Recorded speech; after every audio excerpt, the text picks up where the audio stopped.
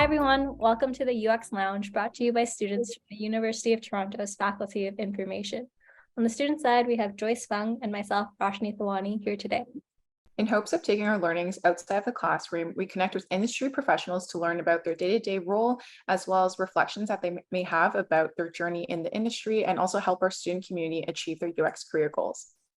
We thank our guests for generously volunteering their time. Here at the UX Lounge, we look to learn about our guests' journey through UX and their experiences in the industry compared to academia, as many students, such as myself and Joyce, are really eager to make this transition as smooth as possible. Let's welcome Alex, who is currently a UX researcher at Google. Well, getting to Google is a huge achievement on its own. Alex has an incredible backstory highlighting her wealth of experience prior to and certainly ongoing. She's earned a bachelor's degree from Albion College in Communication Studies, Business, and French. Afterwards, she attended the University of Michigan School of Information and earned a Master's of Science.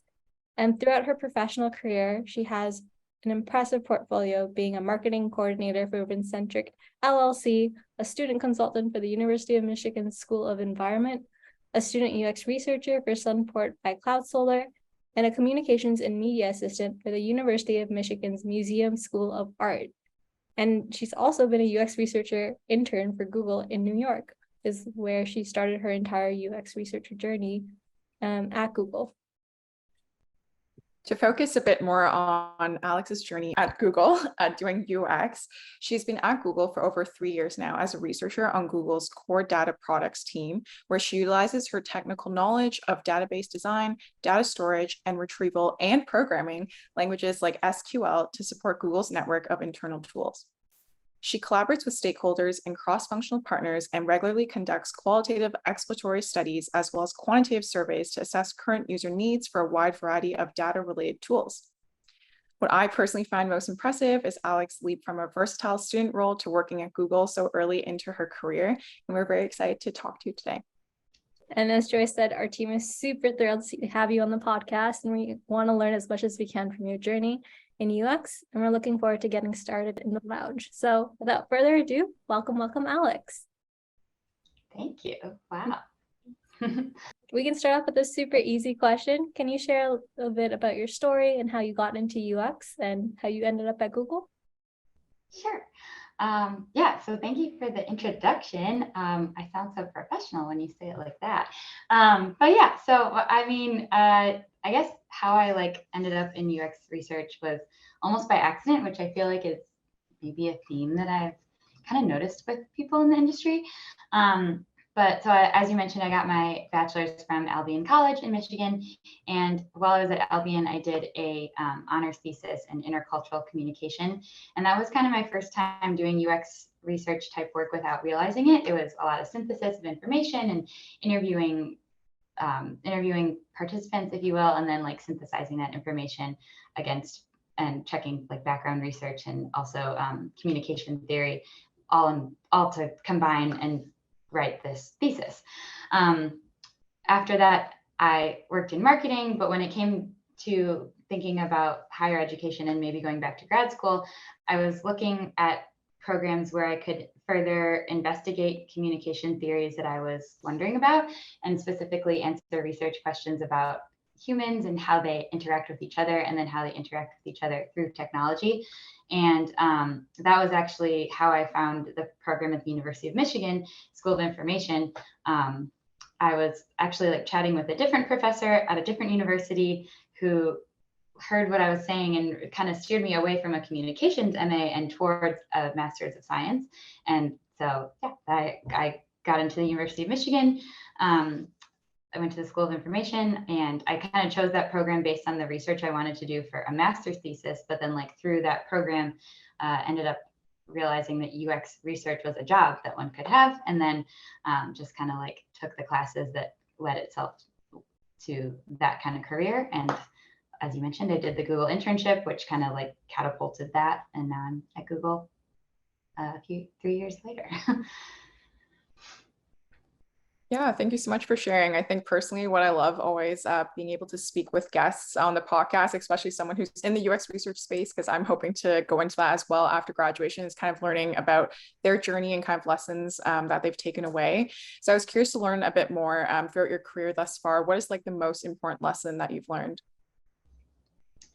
Yeah, great question. I have a few, I think I have like two that are kind of top of mind.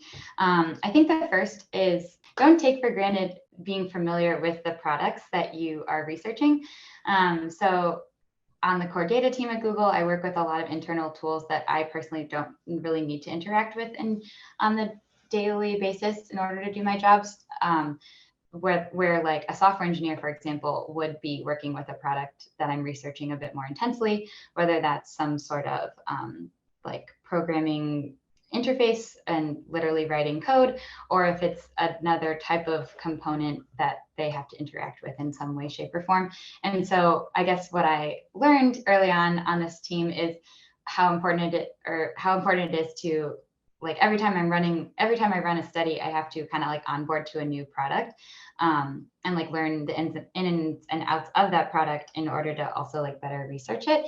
So that's like something I would maybe be aware of. I think a lot of researchers like expect to go into some like traditional type of product where you're working with design and all your other cross-functional stakeholders and like just researching a user interface and kind of asking more like traditional research questions about that. But also being prepared for these products without an interface is something I would be like kind of be aware of as like a possibility for one's career.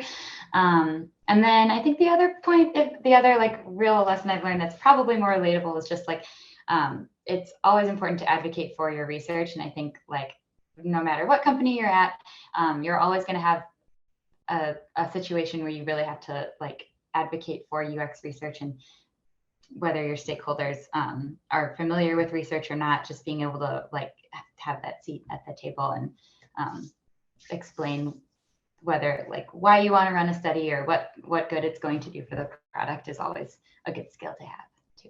And I like what you said about advocating for your research, because I feel like time and time again we hear that, but I wonder if putting that into practice, what does that look like? So throughout your career, is there a memorable initiative you worked on that's been kind of key to that learning and that's been really crucial that you can bring or shed light to as an example?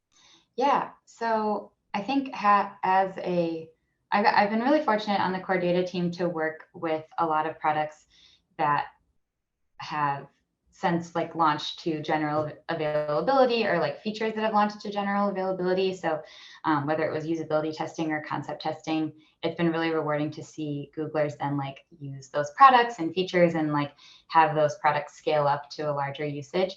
I think I've been fortunate to work with some teams at Google that are really passionate about research and really value research and really like understand the process of like testing and giving me the time as a researcher to run that study or whatever it may be, and then provide recommendations and have them actually like incorporate the recommendations into the product in a really thoughtful way. So I've been really fortunate for that. Of course, there has been times where that hasn't been the case and there has been a little bit more friction there.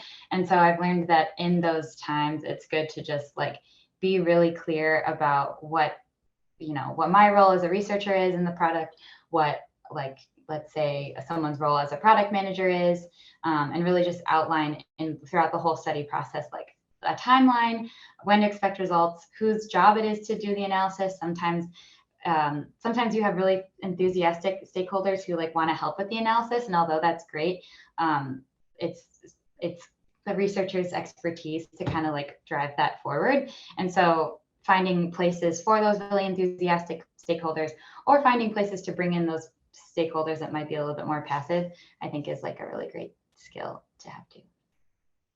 Yeah, for sure. Thanks for sharing. I think I'm like trying to sink in a lot of those like various aspects that you highlighted. I think especially like in my day-to-day work, even as an intern, those are some like really great things to keep in mind. So next thing that I would love to ask a bit more and learn is about your take on networking. Oftentimes, I think especially for students who are breaking into their first job in the UX space, networking can play a key role. So do you have any like insights or advice for folks in terms of like effective networking, and what does networking mean to you? Yeah, I think networking can be tricky because I feel like there's a fine line between like genuine connections and just networking for the sake of it, like in like a personal gain, if you will. So I think like you really can't force networking, and I think you have to be really intentional about the conversations you have and the connections you make. So like LinkedIn, for example, can be a really great tool for meeting people, but I also think it can be like overwhelming. And I think like I've been on both sides of the like cold calling messaging part of LinkedIn and just like reaching out to people and not hearing anything. And I've also like in more recent times been the like recipient of those messages.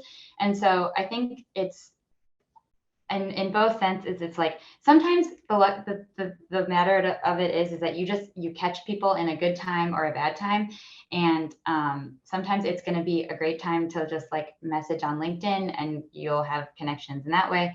Other times, if someone doesn't like respond to your message, for example, it could be that they're just busy. It could be that they're not kind of open to that type of networking. But I think all in all, like it really does it just, you know, if you're going to connect with someone on LinkedIn, at least like send a little message and like ask them a question. And then if like, hopefully that lands and you make a connection there. I think like another great way to network is if you can go to a conference. So I was fortunate enough to go to Kai for the first time this year, and it was great. And I met so many awesome people and had a lot of like really great conversations. And even just like from the people I didn't really meet face to face, I feel like I learned a lot about the people in the industry just from the talks that were being given. So if you have a chance to go to a conference like Kai or Grace Hopper with a Women in Tech conference was another one of my favorites. Definitely go to those. You'll meet awesome folks there. And in terms of like effective networking, I would say keep track of who you talk to and like what you talked about and when. I know personally, like within Google, I don't really keep up with it so much. I don't keep up with it as much as I should, but I have this spreadsheet where I like keep track of the people within Google that I've talked to and like who I've talked to and what I've talked to them about. So, you know, like so-and-so on the Google whatever team, we chatted at this date about this, and like kind of then some action items about like what I'm going to follow up with them about, or like what like skills that I know that they have that maybe like one day when I'm running a diary study, like I'll reach out to so-and-so because I know they've done a diary study in the past, and like get their advice and help with stuff like that. Nice. I feel like the Excel spreadsheet's like a really important takeaway from that note you just mentioned, because I'm thinking back to how many conversations I've had with folks just trying to like learn more and grow more in the field, and being thoughtful and intentional in those conversations and not wanting others to repeat themselves. I think that's like, you know, you can really take use of that. Just speaking of tools like Excel, what other tools are kind of indispensable for your job? I know that's part of the networking side, but are there like tools that just kind of come to mind that help make your life easier? Yeah, well, I was going to say Google Sheets for sure. So I don't know if I said Excel or if I said Sheets, but I use Sheets because that's I work for Google. But yeah, Sheets has honestly become really indispensable for all my analysis work and planning work and note taking and just a lot. Like pretty much every research analysis that I do, whether it's like a survey and I'm calculating satisfaction scores and error calculations and CSAT metrics, or if it's a usability study and I'm calculating the like post survey stuff, or if it's keeping track of qualitative feedback and doing some like sorting in that way. I'm always using Sheets, and I'm always I also use that for notes. So when I have stakeholders observing studies, I use like a note-taking template for them, so that the stakeholders can kind of easily follow along with questions and like track success of the studies, and also just like jot down the thoughts they have. So it's going to be a lot of Google products, but you know, sheets and slides for like communicating results, and then like Google Meet for like running studies. Because all my participants are internal to Google, I typically just use our Meet conferencing software for scheduling those types of studies. Yeah, we have a suite of internal research tools as well that are indispensable for this. Like we have a transcriptioning service that will like transcribe our study recordings, and there's also a place where we store those recordings, and it's a great spot to kind of like look at your transcript next to your video recording. Yeah, I think that's all that I can think of right now. Can I just ask a quick follow-up on the Google Sheets? How do you kind of like set that up to be the most optimal for your note-taking or for like what you're working on? Is there some examples that come to mind? Yeah, so with note-taking specifically, it's hard to describe without looking at one, but in like your first column, I have all the questions that I'll be going through. So like just I list out the questions, and then in the corresponding column next to it, I'll have like an area for like a stakeholder to add their name as the participant or as the stakeholder that's observing. Like let's say it's participant 1, and I'll have like that whole column is designated for that stakeholder to take notes on what they're observing about participant 1. So let's say I have like question A, B, and C, and the person watching the study can then like hear me ask the question A and then jot down like things that they think are interesting about participants' answer to question A. Or if it's like task A, they can then write down in that little box like corresponding to it, like what they think is interesting about how participant went through task A. And also if it's a usability study, I also have a column where they can check off if the participant passed or failed the task. It's of course something I go back and check later, but for like a really quick, at the end of the week that I'm running a study, it's a really great, like quick way to calculate like, okay, how many of these participants like failed or passed this task that I was testing. Hopefully that adds some insight to one. Yeah, so like you usually have a note taker who fills out the column while you're conducting the study, or is it like more for you to fill it out? It's a note taker, yeah. So typically I have stakeholders observing the studies that I'm running, which is great because that means they're really engaged and really involved in the study. So yeah, thanks for that. Yeah, thank you. I think I just added a few new tools to my toolkit there. So that's super great. I'd love to also know for folks who are listening that are just, about to graduate and also break into the career of UX or going specifically into the UX research space, what advice would you have for folks that are just getting started? I would say, I think like the biggest pieces of advice I give to people early in their career is to have a portfolio and like update it regularly. Put skills on, like I think with everyone, I think in our field, with having a lot of different potential paths to UX, sometimes I've talked to a lot of people who have like gone through career shifts before going into UX. So whether it's that you had another career before transitioning into UX research or design, or that you're a student and you have like lots of different coursework, always put like all your expertise and all your past experiences on your portfolio if they have some skill that relates to UX research in some way. So like, for example, when I was working in marketing, I didn't have like a whole lot of transferable skills as a marketing coordinator who was just kind of like writing press releases and doing social media stuff to UX research now. But there were some parts of my job, like data analysis, that are very relevant. So I kind of highlighted the parts of that job that is relevant to research on my portfolio. I think a lot of people like write off their past work if it's not job title UX researcher and don't really talk about it in their portfolio or on their resume. But I think like as research is inherently just like has a wide variety of skills, and there's lots of domains that you can like come from into UX research, I would say just like admire that about your past experiences. And if it's coursework, like talk about your coursework and talk about the stuff you learned that applies to research.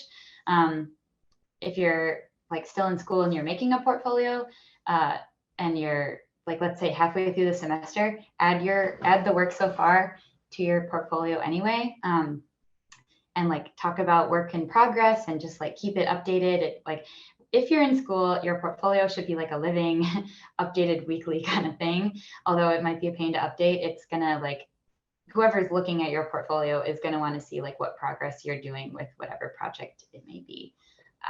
Because school is like a really quick paced time in that way. Yeah.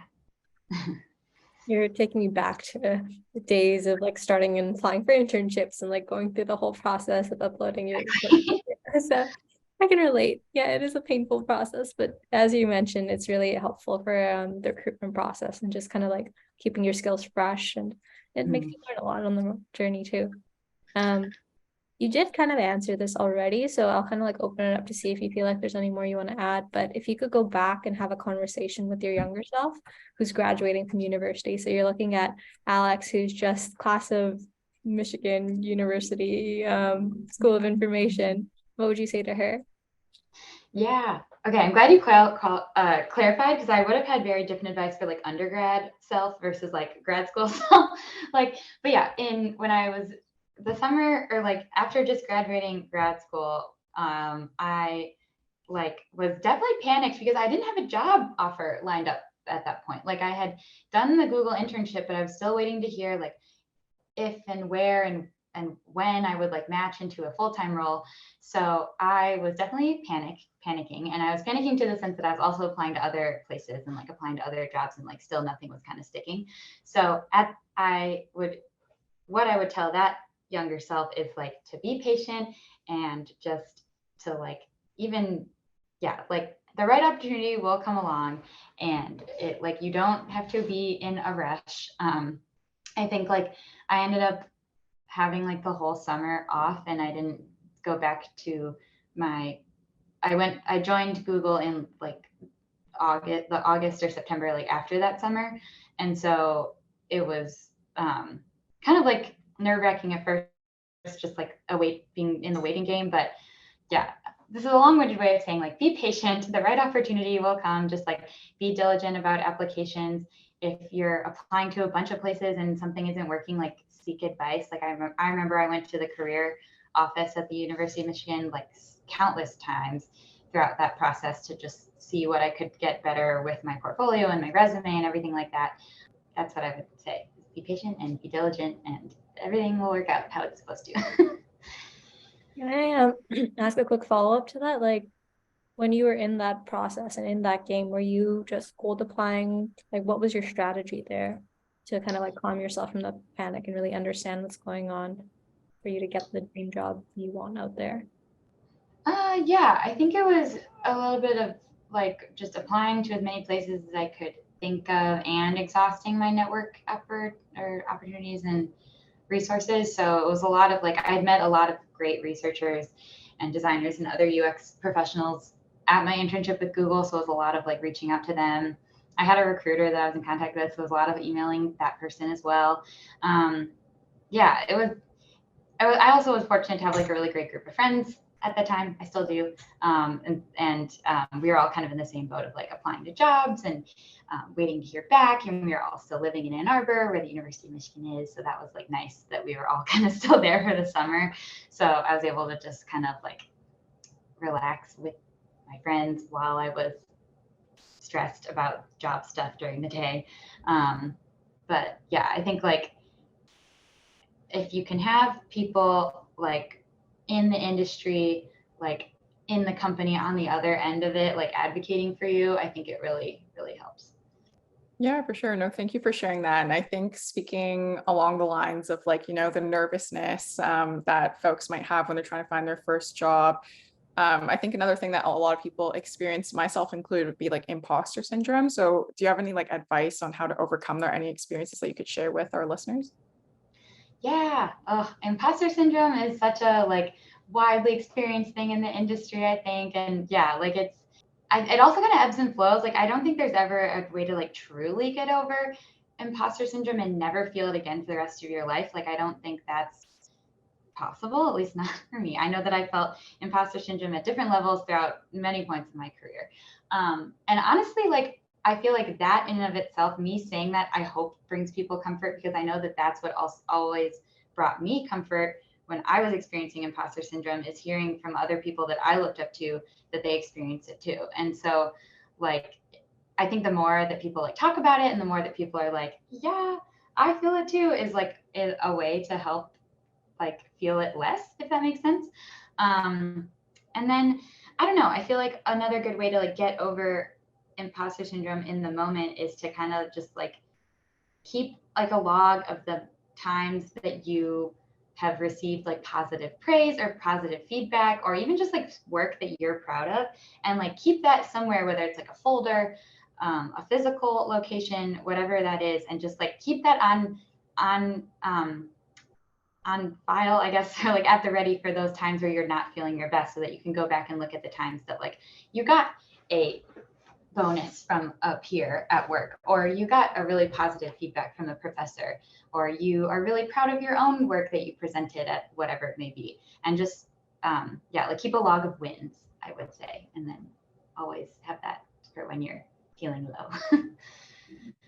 No, I really like you saying that, because like sometimes we think about it, when you get really caught up in the moment and you feel like overwhelmed, it's really easy to like let all those accomplishments kind of like go to the smithereens and forget that you worked super hard. So Yeah. it's a really good piece of advice.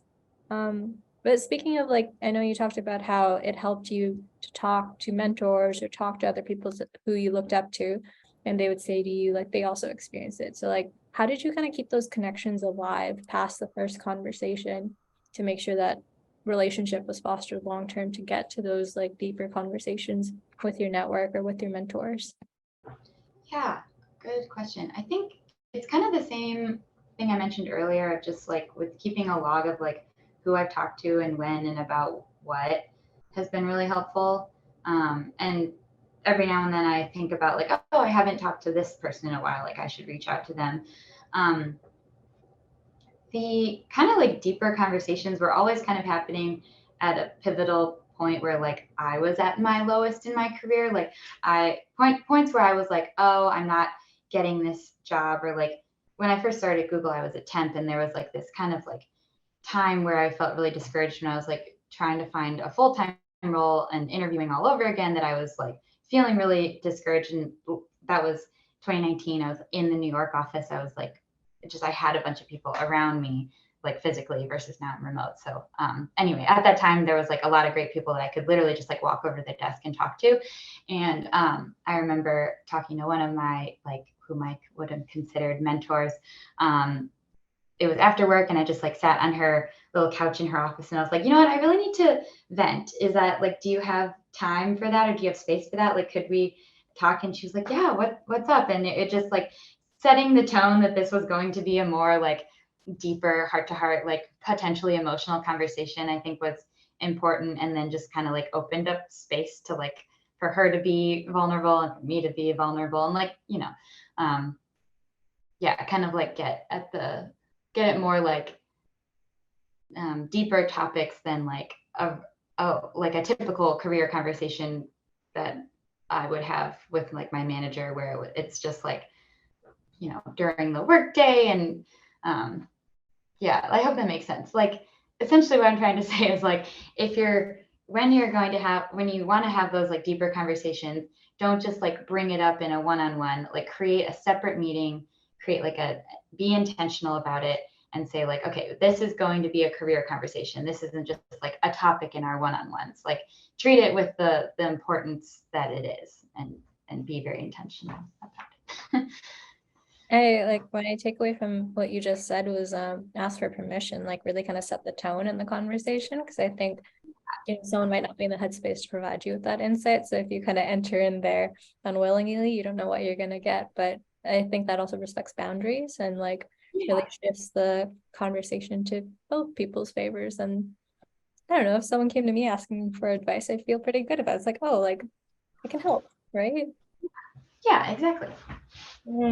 And how about through the ebbs and flows in your career? Did you find times where you really had to stay ambitious and motivated, but at the same time you had to set those boundaries on your personal and professional time? Like, how did you kind of balance the two to make sure you were still striving to go forward, but at the same time, like, were able to put yourself first and your health and your wellness? I love this question, and it's very relevant to my experience this year, because actually just a few months ago, from like mid-August to mid-September, I took like 2 months off for like a mental health leave, essentially.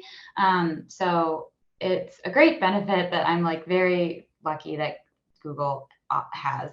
But yeah, essentially, like I took 2 months off, and my manager and my whole team was really supportive of it. I was just kind of getting to a place of like burnout and I just like needed to like put my mental health first, put my health first, and like take that time away from work. And I feel much better now and like much more refreshed. And it is like crazy to think about the past year. Like the year before, I had been like working really hard. I was like trying to get like, the end of 2021, I was really like pushing for like hard work, and like I got promoted, and I like it was a lot of like hard work to get to that promotion. And then I was like trying to keep that going. And then our team went through a lot, and it was just like a lot of things. And also like the pandemic is still happening. Like there's a lot of stuff going on in the world and all the other things. And it was just like a really stressful time. And so like, it is kind of interesting to look back now on like this really high point in my career at the end of 2021. And then it kind of like slowly dripping to this like place of burnout where I had to then go on leave. But then like now I'm back and feeling refreshed, and my like team is really supportive, and then now I'm just like ramping back up to some stuff.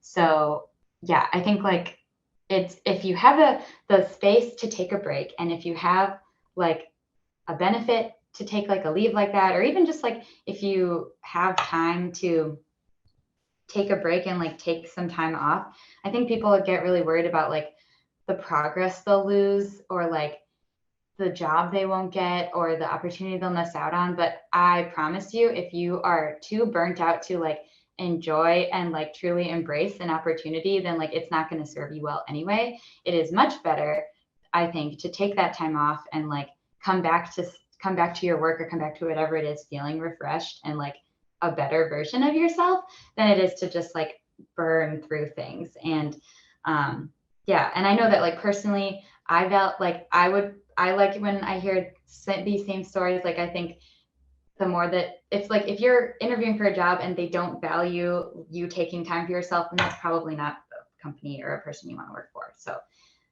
yeah, that's my advice.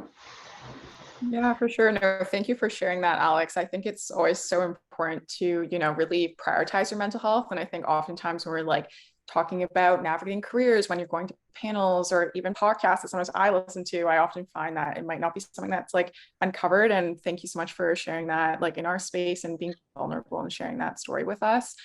And I think that in particular, it's like with the current climate right now, with the recession and kind of things are happening in the tech space too. I know a lot of times like listeners probably on this podcast, my peers as well, sometimes feel a lot of pressure about having to like keep up with, keeping up with their next job hunt, keeping up with that next promotion. So again, I really appreciate you taking the time and the vulnerability to share that with us.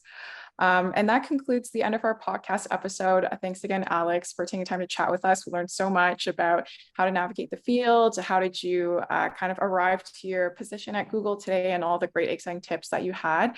So thank you so much again for being on the lounge with us. Yeah, thanks for having me.